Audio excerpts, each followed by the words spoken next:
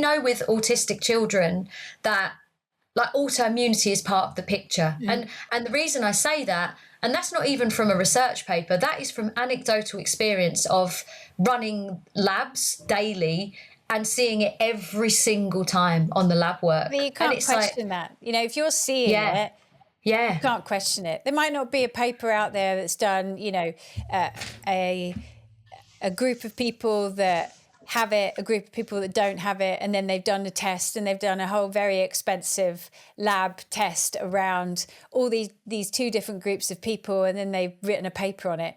Who cares? Yeah, I agree. It day in, day out, there is significant evidence there. It's a shame there isn't, or I haven't seen it, but you know, the absolute link hasn't been proven.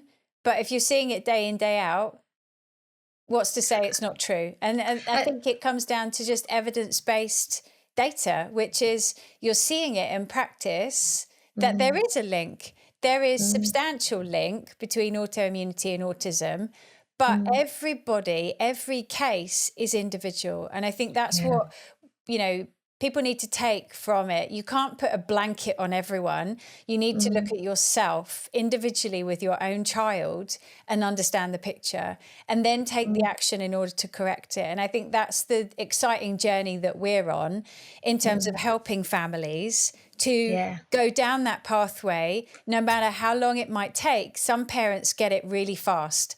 Other parents take time because there's layers and layers and layers that we have to go through. However, there is hope, there is opportunity to change, and we are seeing great results. And I think that's what is exciting for us when we're going out and trying to educate parents out there who feel that there is nothing more that they can do.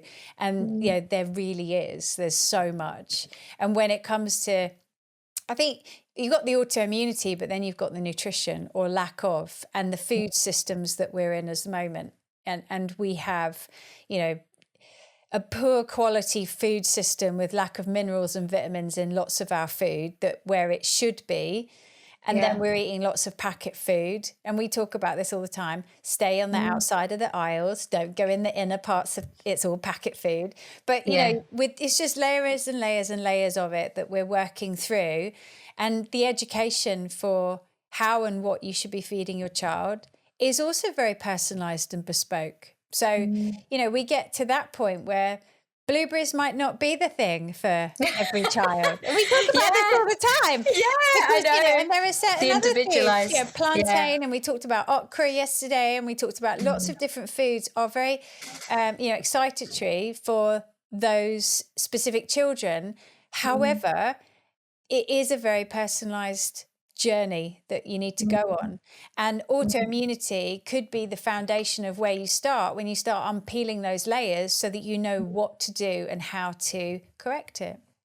I mean, I think the big thing is that this is why I think that we see, I mean, there's so much research around, like, you know, gluten and how it's not helpful for autistic children for so many reasons. But just from like a new perspective on this, I think this is like a huge like driver of that as well. And this is one of the reasons why I think you see such profound results with autistic kids when you take gluten out, because gluten will trigger it, you know, it actually inhibits so much when it comes to autoimmunity. You think it triggers zonulin, which will exacerbate leaky gut. And we know leaky gut is always there in autoimmunity, because if you've got a leaky gut, you've got a leaky brain. And it's kind of like this whole picture of like the autoantibodies can then get into the brain where they're not meant to be.